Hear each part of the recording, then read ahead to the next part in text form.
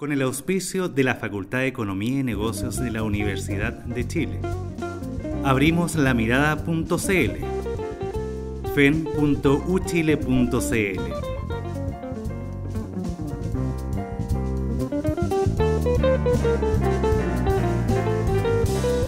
Presenta La Mesa. Bienvenidos a esta nueva edición de La Mesa, esta coproducción del Mostrador Mercados y la Facultad de Economía y Negocios de la Universidad de Chile.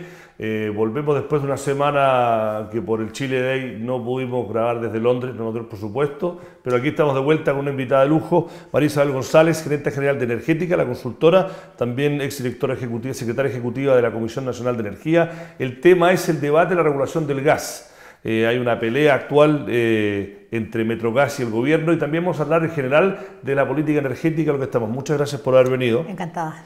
María Isabel, vamos primero a lo que es más coyuntural y después hablamos.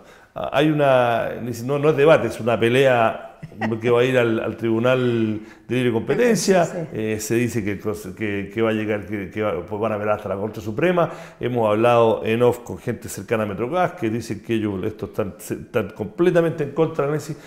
Para resumirlo, sin estar muy técnicamente, el gobierno pretende regular el mercado del gas, que es la única parte del mercado energético que no está regulado, y a Metrogas se le acusa de haber rentado por sobre lo que le permitía la ley. Metrogas dice que no lo están midiendo bien, que está comparando peras por manzanas y están bastante enojados.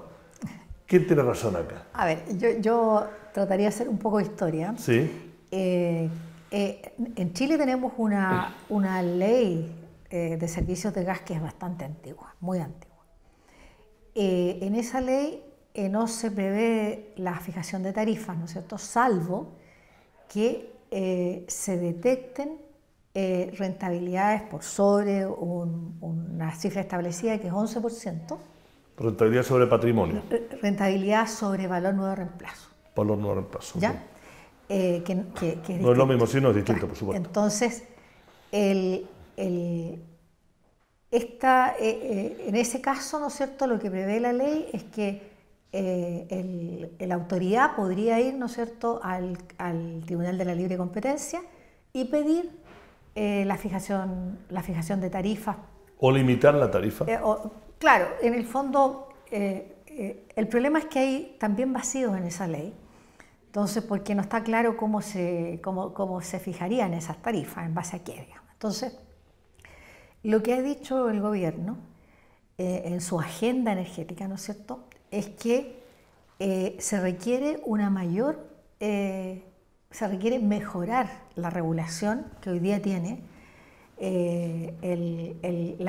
la distribución de gas natural en Chile, lo cual es completamente lógico porque estamos hablando de una ley que la última vez que se modificó fue en el año 89 o algo así, ¿ya? Entonces, ¿estábamos ya en democracia o todavía durante el régimen no, militar? todavía no estábamos. O sea, se le han hecho modificaciones menores el año 90. Pero la ley original se hizo durante el gobierno militar. No, ni siquiera eso, antes. Antes, wow. Entonces, la verdad es que hay que al menos modernizar esa ley, ¿ya? Entonces, desde esa perspectiva, ¿no es cierto?, lo que ha dicho el ministro es que hace falta una mayor regulación y también ha dado cuenta, ¿no es cierto?, de las diferencias que hay entre lo que cuesta, ¿no es cierto?, el gas natural puesto en Chile con respecto de cuánto pagan los usuarios en las casas. Y aquí hay que explicar, ¿no es cierto?, que esta es una cadena de súper larga de actividades, ¿ya? O sea, primero el gas natural, ¿no es cierto?, hay que explorarlo, hay que encontrar dónde está el gas natural, después hay que explotarlo, extraerlo de 2000 metros de profundidad, ¿no es cierto?, después, porque sale como gas, ¿no es cierto?, que sería inviable transportarlo, hay que licuarlo, transformarlo en estado líquido con unas plantas que son intensivísimas en costo capital. Sí. Después de que está licuado, se transporta en barcos especiales a menos 150 grados Celsius para que llegue a un terminal, ¿no es cierto?, especial también, ¿no es cierto?, como el que tenemos en Quintero, que puede recepcionar esos barcos, puede almacenar el gas, ¿no es cierto?, y después puede regasificarlo. Claro, y de ahí distribuirlo. Claro, entonces toda esa cadena, si pensamos que por toda esa cadena, ¿no es cierto?, si uno ve los registros de aduana, ¿no es cierto?, por toda esa cadena, por ejemplo, el año 2013, hasta llegar a Quintero, toda esa gente que está involucrada en este negocio, desde el que lo produjo hasta el que lo transportó, toda esa cadena recibió en total $7 por millón de BTU, que es la unidad, en la que se mide. Entonces, si ese mismo gas, ¿no es cierto?, le llega a la gente a $34 el millón de BTU, hay algo, ¿no es cierto?, que está... que no cuadra. Que no cuadra. Que le cuadra a la empresa, pero por ahí no le cuadra tanto al consumidor. Entonces, con toda razón, ¿no es cierto?, el ministro ha dicho, aquí habría que revisar esto, ¿no es cierto? Entonces, lo primero que se encargó, ¿no es cierto?, que encargó el ministerio a través de la Comisión Nacional de Energía, ¿no es cierto?, fue un chequeo de la rentabilidad, que es lo que establece la ley hoy día. Claro. Tal como está la ley, ¿no es cierto?, hoy día se establece la revisión de esta tasa de rentabilidad. Y ahí es donde hay grandes diferencias, ¿no es cierto? Fundamentalmente... 100 millones de dólares fue la diferencia que claro, entendemos nosotros. 100, claro. Entonces, fundamentalmente, lo que ha dicho, ¿no es cierto?, el estudio que mandó a hacer la Comisión Nacional de Energía, ¿no es cierto?, es que la tasa de rentabilidad en particular de una de las empresas distribuidoras, no de todas, sino que la empresa... Que es la principal, porque tiene Santiago. Claro, distribuidora de la región metropolitana, ¿no es cierto?, tiene una rentabilidad mayor que este 11%. ¿Ya? A su vez, ¿no es cierto?, lo que ha dicho Metrogas es que esa rentabilidad está dentro de lo establecido por la ley, pese a que es mayor que 11%. Fundamentalmente por una razón, esta tasa de 11% se compone de una parte que es la tasa de costo de capital, digamos, sí, que está, según la ley, la tasa de costo de capital se debe determinar, ¿no es cierto?, pero que no puede ser inferior a 6%.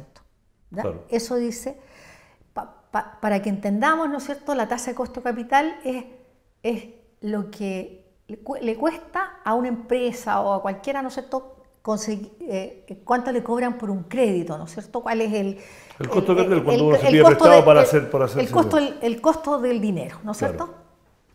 Y lo que dice la ley es que a esa tasa de costo de capital hay que agregarle 5%.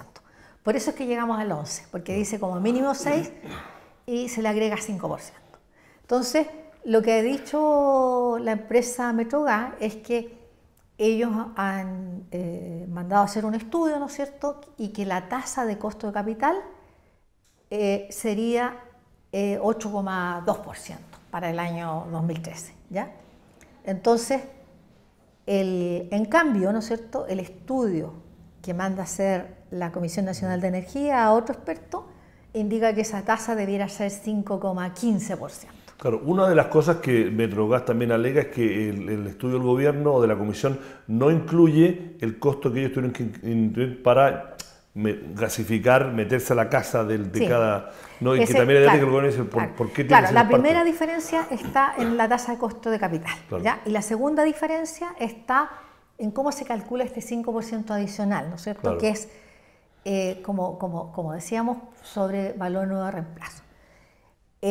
Y ahí surge la otra diferencia, ¿no es cierto? Porque para las inversiones, ¿no es cierto?, la empresa ha considerado como inversión las transformaciones que tuvo que hacer en las casas, departamentos, etcétera, para poder suministrar gas natural a ese cliente, ¿ya?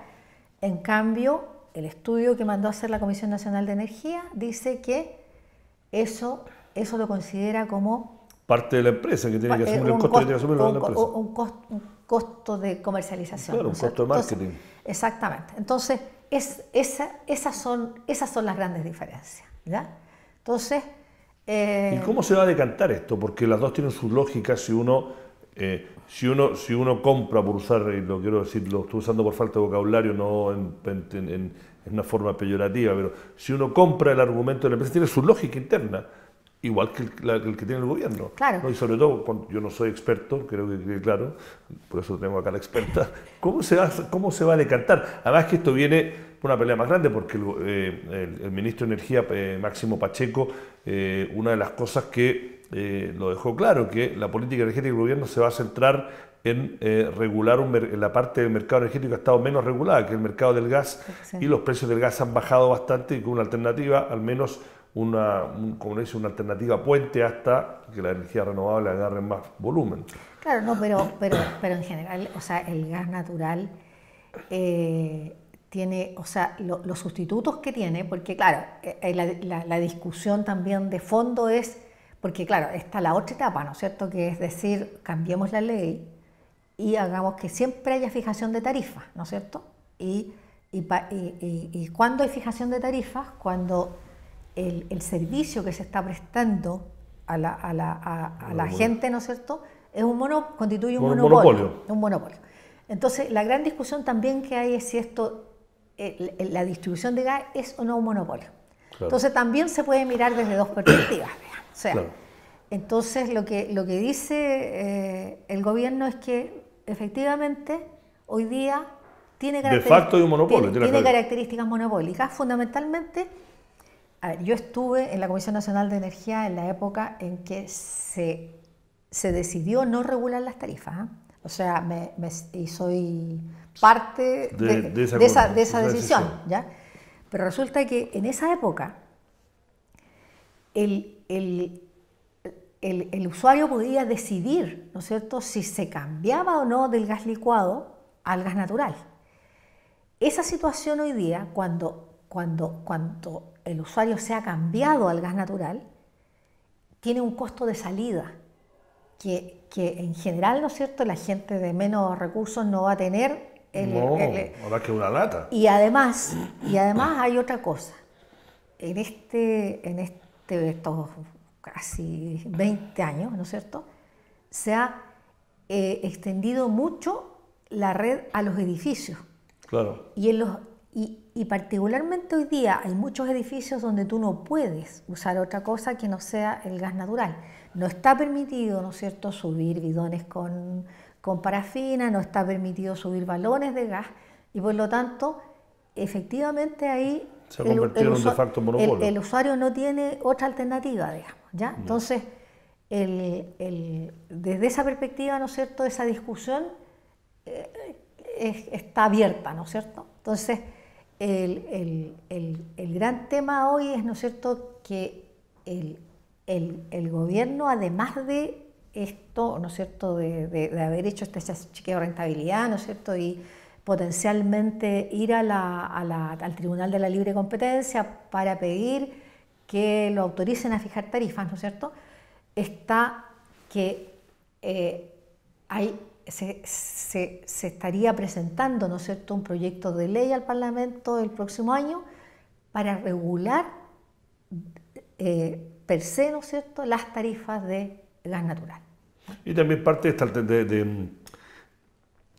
de estas reformas de estrategia también es abrirle el mercado, quitarle el monopolio que tiene el puerto para que, como lo describía usted, para convertir el gas que viene en los barcos a gas natural, que por lo que entiendo yo es una de las propuestas, que es abrirlo a otros distribuidores en Quintero, ¿no? Sí, eso yo diría, a ver, eso tiene una historia que, bueno, ese terminal en Quintero, ¿no es cierto?, se decidió hacer cuando lamentablemente los argentinos decidieron que no nos vendían más gas. Entonces, en ese emprendimiento, digamos, participaron ENAP, Metrogas y Endesa, ¿ya? Entonces, hoy día, ¿no es cierto?, los que cuentan con gas natural, ¿no es cierto?, son esas tres empresas, ¿no es cierto?, porque, bueno, participaron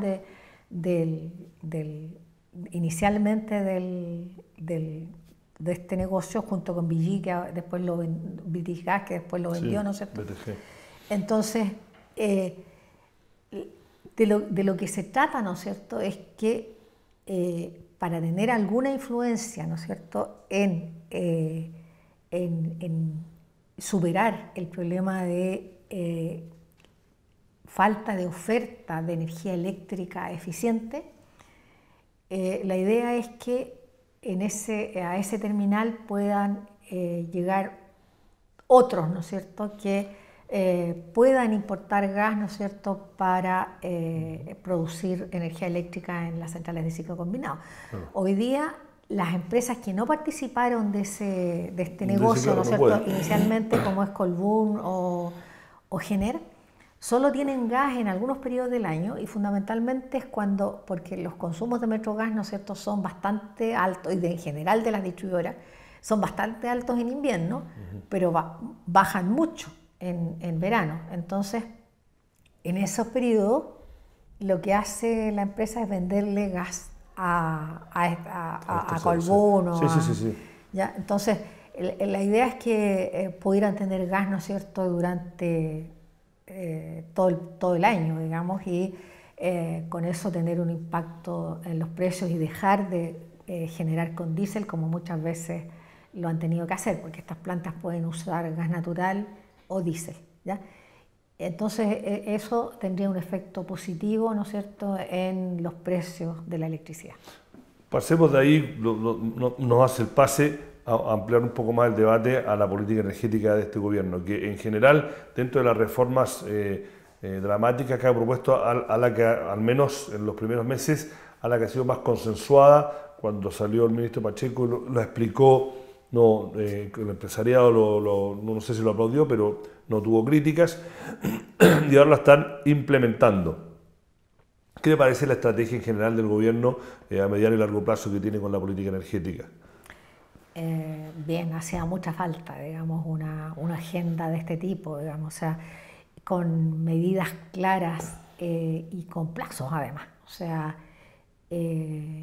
creo que es una agenda súper ambiciosa, que ojalá se pueda cumplir a cabalidad. De hecho, hasta ahora ha ido bastante bien, digamos, desde la perspectiva de los proyectos de ley, que ya hay uno aprobado en la Cámara de Diputados, ayer o anteayer, digamos, respecto de mejorar el sistema de las licitaciones que hacen las distribuidoras eléctricas, ¿no es cierto?, esos que son Chilectra, Chilquinta, los que llevan la energía hasta los hogares, y que hacen estas licitaciones para comprar la energía eléctrica a las empresas generadoras. Entonces, en ese proyecto de ley, ¿no es cierto?, está contemplado que la autoridad, en este caso la Comisión Nacional de Energía, va a tener una mayor injerencia, ¿no es cierto?, sobre la preparación de esas bases de licitación, y se van a ampliar los plazos, ¿no es cierto?, para que puedan entrar nuevos actores, o sea, para que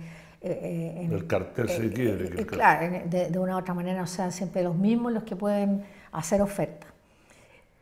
Y una serie de, por ejemplo, subir el nivel de los clientes regulados, porque en realidad hoy día, claro, hasta potencia conectada de 2 megawatts pueden ser clientes regulados, digamos. Entonces, hay mucha pequeña empresa que puede ser intensiva en uso de energía eléctrica y que consume más de 2 megawatts.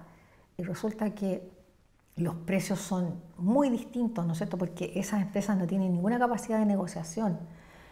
No les interesa ni siquiera de 10 megawatts les podría interesar a los generadores. Entonces, la verdad, y además con una oferta que está bastante estrecha. Entonces, nosotros hemos visto en nuestra consultora, digamos, casos dramáticos, digamos, de empresas pequeñas que han bajado de consumos de 8 megawatts a 2 megawatts solo para quedar como cliente regulado. ¿Y qué hacen? Y uno dice, bueno, ¿y qué están haciendo? ¿Cómo producen el resto? Se lo llevan a Perú, porque tienen una planta en Perú, ¿no es cierto?, porque el costo de la energía eléctrica es más bajo en Perú. Entonces, el efecto que eso tiene en el empleo y en general en la economía chilena es nefasto y por lo tanto también se está ampliando, ¿no es cierto?, este límite de los 2 megawatts a 5 megawatts para que esos clientes ya pequeños se puedan acoger a estas tarifas reguladas. Mira, se nos está acabando el tiempo, pero quiero tocar un tema que a mí personalmente me sorprende.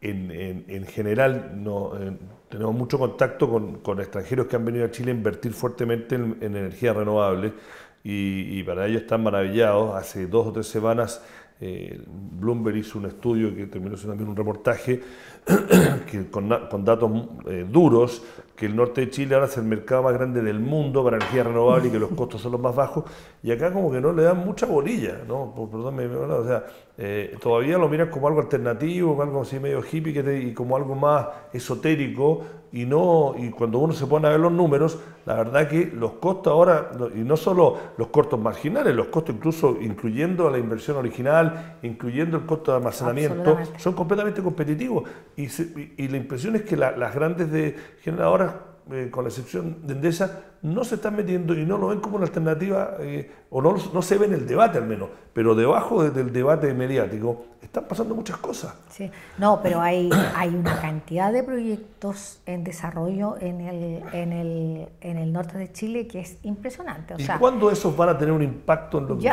nosotros?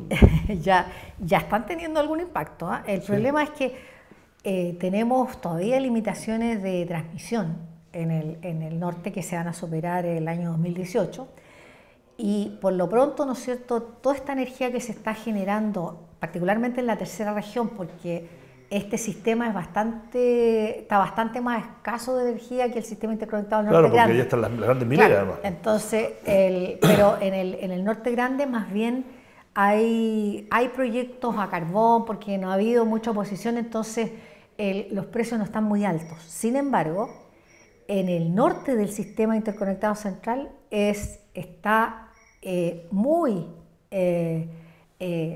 bollante esta industria, ¿no es cierto?, de las energías renovables, particularmente con energía solar.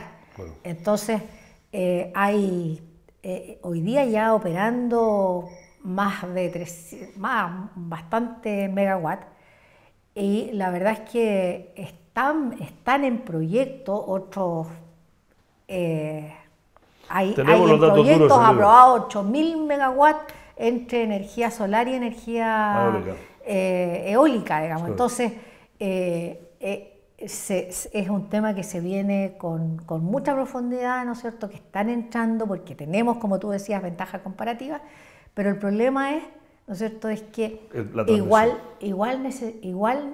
requerimos, ¿no es cierto?, la energía de base, porque las plantas solares solo pueden generar cuando hay sol, o sea, de 8 de la mañana a 6 de la tarde. Yo soy experto, pero yo hablé con gente y me decían que eso es un argumento que ya es falacia, que eso era verdad hace 5 años, que ya eso ya no es verdad, que la tecnología para almacenarlo durante la noche, qué sé yo. Sí, pero esa es muy cara. Lamentablemente, claro, lo que se está instalando en Chile son paneles fotovoltaicos que no tienen almacenamiento. Efectivamente, hay plantas, ¿no es cierto?, que se pueden, que son de concentración solar, ¿no es cierto?, que calientan unas soluciones, ¿no es cierto?, y pueden usarse más horas al día. Sin embargo, esta tecnología todavía es cara para lo que es el mercado chileno, ¿no es cierto?, que con las alternativas hidroeléctricas, gas natural, carbón, ¿no es cierto?, que también está presente en el norte. Bueno, con eso me pasé un poco, me van a pedir disculpas al equipo de producción, pero ha llegado nuevamente a un término esta nueva edición de La Mesa. Muchas gracias por haber venido. Encantada. Ha sido una nueva edición de La Mesa, esta coproducción que hace el Mostrador Mercados con la Facultad de Economía y Negocios de la Universidad de Chile. Les quiero recordar que se metan, nos sigan por Facebook, por Twitter, que se registren en el newsletter y bueno, y que compartan este programa. Muchas gracias por haber venido. Encantada.